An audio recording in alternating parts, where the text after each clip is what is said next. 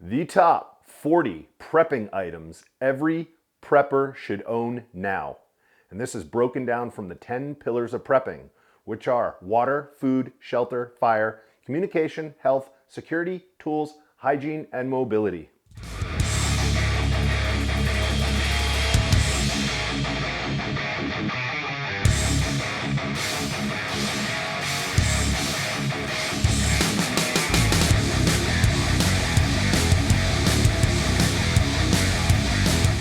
What's up, preppers? Today I'm going to tell you my top 40 items you should own as a prepper.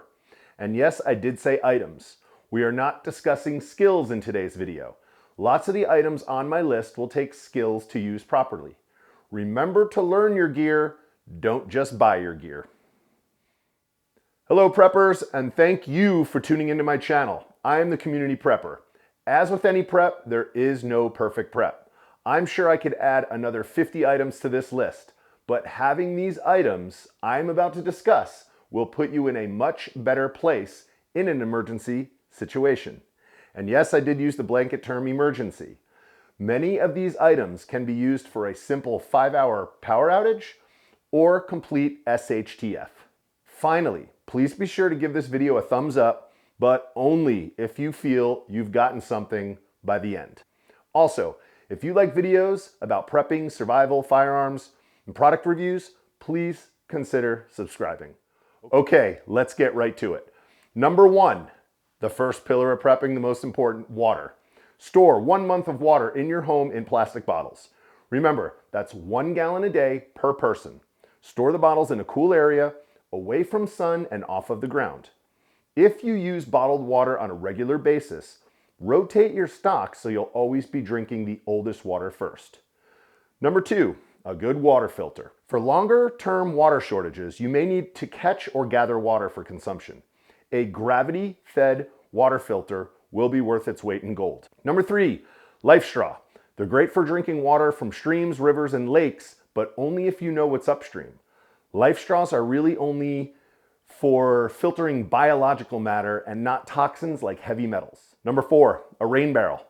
If you can collect rain from your gutters, this could be a huge water supply if you live in an area where it rains regularly. You can find products on Amazon that you can cut out and fit to your downspout to collect rainwater. Number 5, 2-part, silcock key and a hydrant wrench. A silcock key is good for tapping into industrial buildings, office buildings, and other structures that might have a water supply, but they are protected from people simply turning on a faucet. A silcock key is specifically designed to open a faucet on a protected spigot. And a hydrant wrench, well, it's to open a hydrant. What else could it be used for? But in an emergency situation, you may need to tap into whatever water source is available. Number 6, food. There are 3 main types of food. The first foods are emergency foods like MREs and freeze-dried meals that you can buy at a camping store. They're very convenient and great for if you're on the road or away from home when an emergency happens. I keep them in my car, I keep them in my go bag, I keep them in my get home bag. The second type of food is canned food or dried food for longer storage. Canned items can include meat, veggies, fruit, and soup. Dried foods are like pastas, lentils, and beans. The third type of food you'll want to stock up on is what I would call the building foods, like oats, flour, sugar, honey, spices, oils, and other ingredients that you'll need to make food from scratch. Number 7, camping stove or a grill.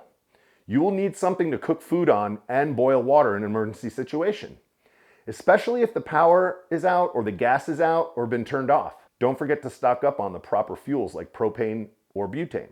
Number 8 is pet food. Pets like to eat too.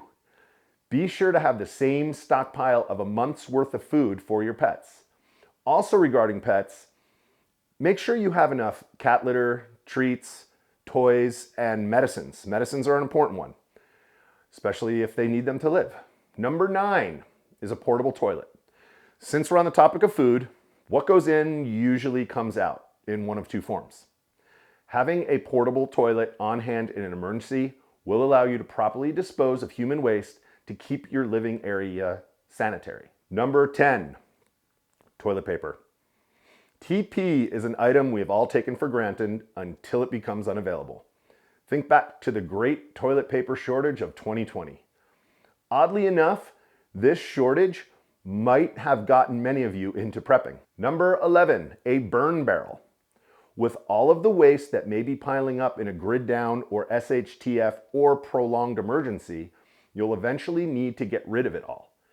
Burning your trash and human waste may be the only way to keep your environment sanitary and free of disease and pests. Number 12, fire sources. Since we're talking about burning waste, it might now be a good time to start buying lighters, extra matches, and honing skills of how to create fire by other means. Number 13, extra fuel.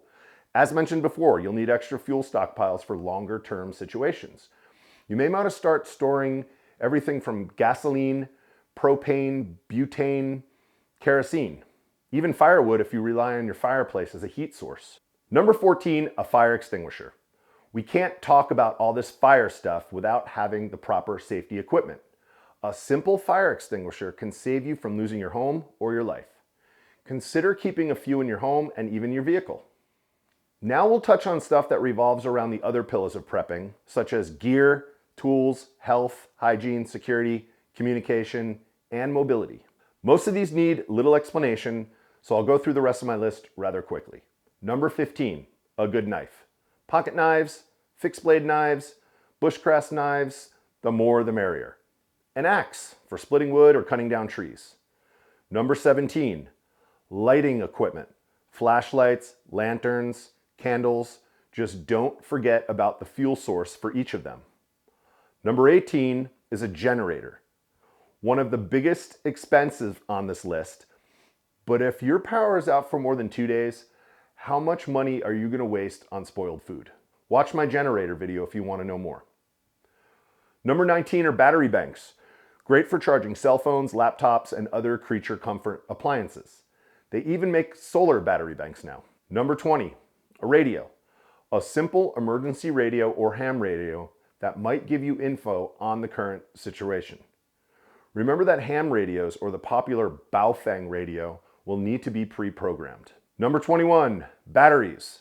Most carbon are AA and AAA, but be sure to have an ample supply of batteries that fit your needs. Number 22, a tent for a secondary shelter if your home becomes uninhabitable. Number 23, a bike for traveling if cars become unavailable or when fuel is in short supply.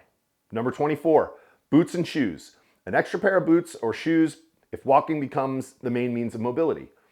You'll be really surprised how fast shoes wear out if you suddenly need to start walking 2 miles, 4 miles, 5 miles every day. Number 25 and number 26, duct tape and WD-40. That meme floating around the internet is pretty funny, but accurate. It basically states that if something is moving, but it shouldn't, duct tape is the fix. On the other hand, if something should move, but it's stuck, WD-40 is the cure-all. Both of these items are really great to have. Number 27, super glue. You can fix broken stuff, or you can hang from an I-beam with a construction hat on. Remember that commercial? Number 28, paracord. Only a million uses for some good strong rope. Number 29, a tool set equipped with screwdrivers, pliers, wrenches, Allen keys, star keys, socket set. Number 30, hardware for building or repairs like screws, nails, and other fasteners.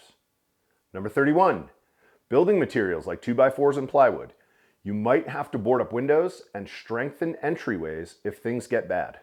Number 32, tarps. Tarps can be used for shelter, covering windows, and repairing damaged roofs from water or a temporary fix. Number 33, first aid kit for scrapes, cuts, and stings. Number 34, medicine for all ailments. This includes prescription medicine and over-the-counter stuff. Take a look at my medical bag video, learn everything about medical preparedness. Number 35, bug spray, sunscreen, and any other topical skin product to protect you from the elements. Number 36, stockpile hygiene items like soap, deodorant, toothpaste, floss, mouthwash, pretty much anything you can think of that you need to stay hygienic. Like a working food pantry, you can make a small hygiene pantry to have extras. Number 37, gas masks. It's one of the threes of prepping. 3 minutes without air, 3 days without water, 3 hours in a harsh environment, and 3 weeks without food. If you are in a fire zone, near a chemical spill, or another area where the air becomes unbreathable or toxic, you'll be thankful to have a good quality gas mask. Number 38, home security items such as motion activated lights, cameras, doorbell cameras, house alarms for both fire and intruders. Number 39, firearms. After this video, immediately go and watch my last video that I just did about the top 5 firearms you should own for SHTF. And finally, 40, last but not least, ammunition. As long as you keep your ammo stored in a cool, dry location, it should last many years. Ammo shortages come and go, so stock up when it's plentiful. I would recommend a good starting point of at least 1,000 rounds for each caliber you own. Ammo will be a great bartering item when long-term survival is on the table. It's also worth mentioning that you should also own several magazines for each firearm. Load a few mags, chuck them in the safe. Usually a firearm is needed in a very short notice, so taking the time to load a magazine might just get you killed. So there you have it. Those are my top 40 items every prepper should own. Thank you for watching all the way to the end. I'm the community prepper. Refuse to be a victim.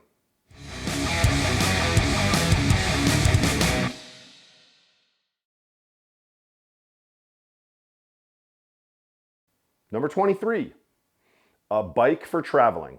If cars become unavailable or fuel is short, you're going to want to be on a bike. Let's do that stupid bike thing over. Number 29, a tool set equipped with screw. I would recommend a good starting point. Number 30, hardware for building and repairs. What?